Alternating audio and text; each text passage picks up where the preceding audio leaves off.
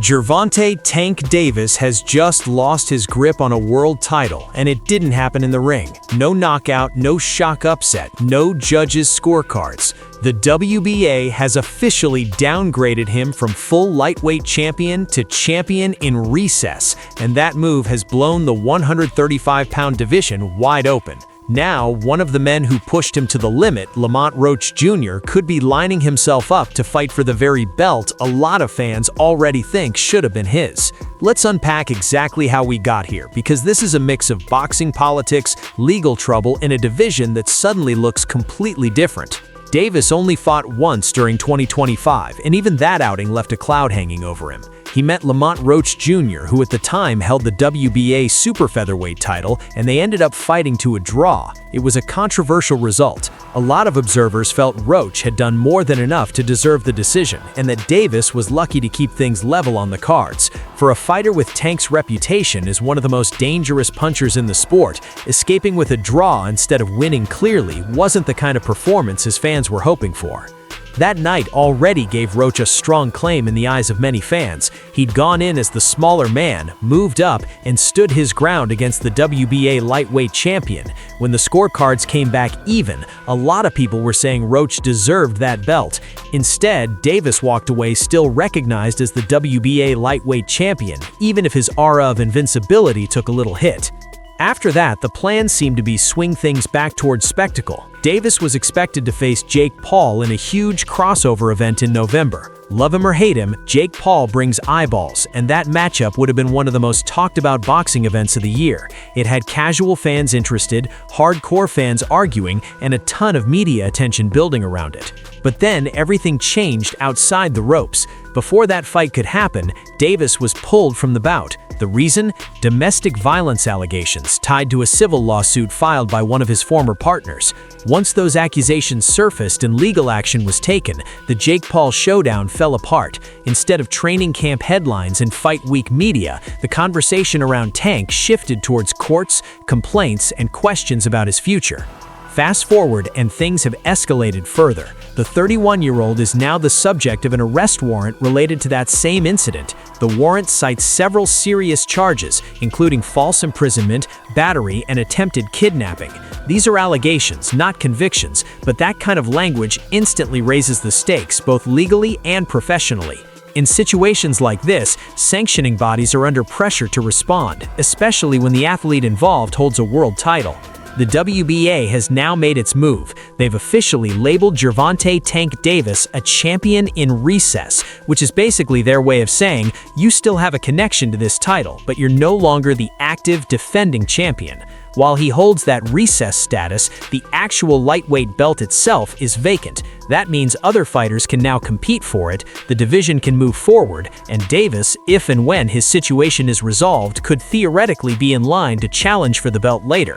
From the WBA's perspective, this lets them keep the 135-pound weight class active instead of freezing it while legal issues play out. Fans get big fights, contenders get their chance, and the title doesn't sit dormant. But for Davis, it's a harsh reality. He's no longer recognized as the full WBA lightweight world champion. So who's next in line for that belt? Right now, the name at the top of the WBA lightweight rankings is Floyd Schofield. If you follow prospects, you already know the name Kid Austin. He's the WBA's #1 contender at 135, a young, exciting fighter who's been steadily climbing the ladder. Because of that ranking, he's seen as the clear frontrunner to fight for the vacant title. Initially, the most logical matchup on paper looked like Floyd Schofield against the #2 contender, Lucas Body. You've got the WBA's top 2 rated lightweights, the belt is empty, and sanctioning bodies love to keep things neat by matching up 1 versus 2. Body isn't as well known to casual fans as some of the other names floating around, but he's earned his ranking and was widely viewed as the most likely opponent if the WBA moved quickly to fill the vacancy. Behind those two, things get more complicated. Sitting at #3 is Bahadur Usmanov, a dangerous, less publicized contender who would be a live threat to anyone in the top 5. And then at #4 is the man who suddenly has the fan base buzzing again, Lamont Roach Jr. He's not just some random name in the top 10. He's the same fighter who held the WBA super featherweight title and fought Tank Davis to that controversial draw. He's also had incredibly tough luck in recent years when it comes to big big opportunities. Last year, he went up in weight again and fought for the WBA super lightweight title, only to be held to another draw. 2 world title bids, 2 stalemates, and a lot of frustration. That kind of run gives him a unique position in this whole situation. He's not a prospect trying to prove he belongs. He's a former world champion who many feel has already shown he can compete and arguably win at this level. So as soon as the news broke that Davis had been made champion in recess and that the lightweight belt is now vacant, a lot of fans immediately started calling for Roach to be involved in the next title fight. Roach feels the same way. On a recent Twitch stream, he talked directly to his audience about his next move and made it clear he isn't content to sit at super lightweight. He explained that he plans to go back down to lightweight, where he's currently ranked number 4 by the WBA, and push for a shot at the newly vacant 135-pound world title. Specifically, he mentioned wanting to face Floyd Kid Austin for that belt and said that his team is going to actively press the WBA to make that matchup happen. If you think about it, that would be a pretty clean narrative. Roach fought Davis at a catch situation and walked away with a draw that many felt should have been a win. Davis has now been removed from active champion status because of legal issues.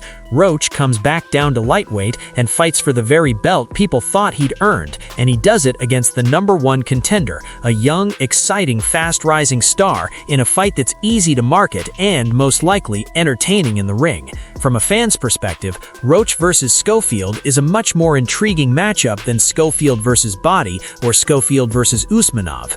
Roach has name recognition, experience, and a built-in storyline with Tank Davis. Schofield has youth, upside, and the chance to establish himself as a real player in the lightweight division by beating someone who went toe-to-toe with Tank. That's the kind of fight people tune in for, even if they're not die-hard boxing heads.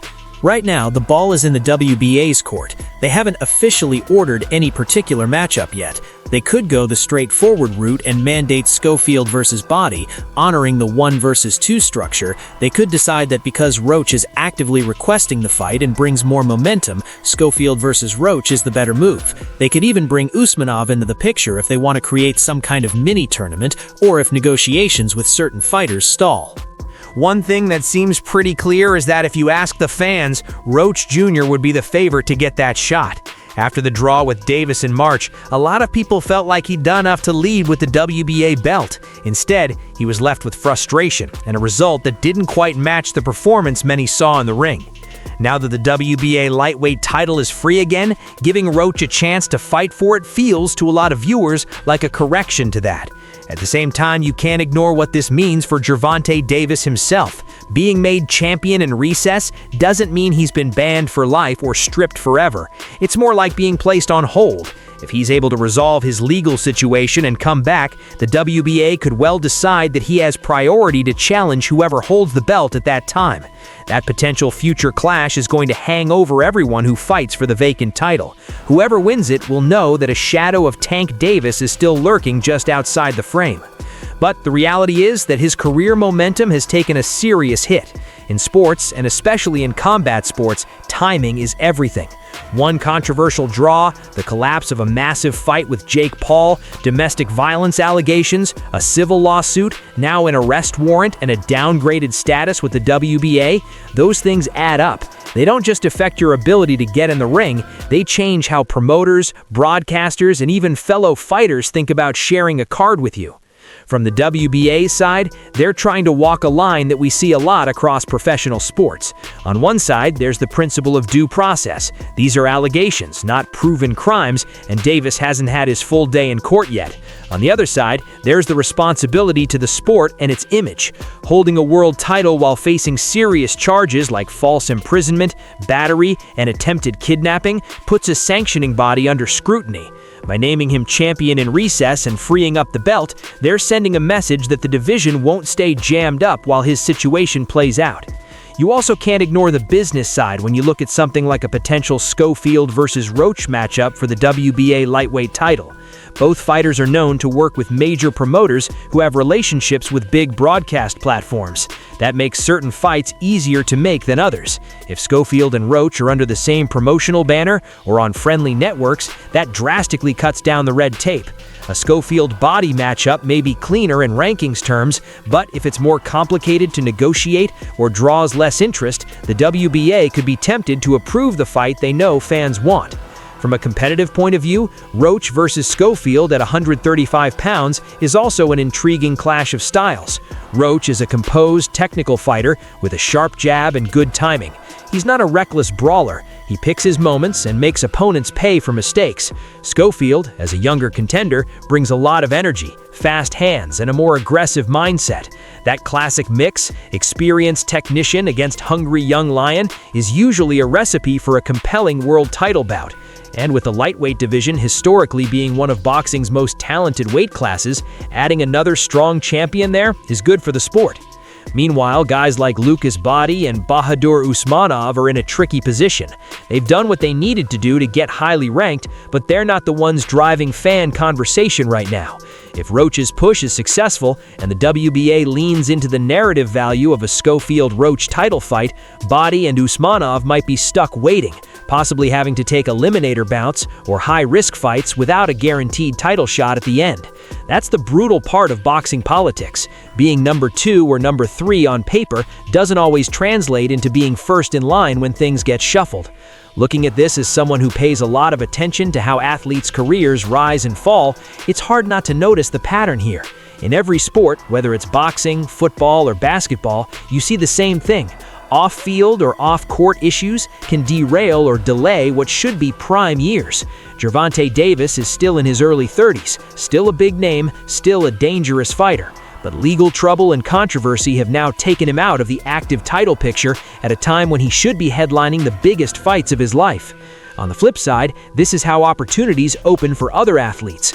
Lamont Roach has had 2 world title shots end in draws. Some fighters never even get one chance on that level. Now, because of a combination of his persistence and Davis's situation, Roach might finally get the chance to fight for a full WBA lightweight belt, this time with an opponent his team specifically wants. The big questions now are pretty straightforward, but the answers are far from settled.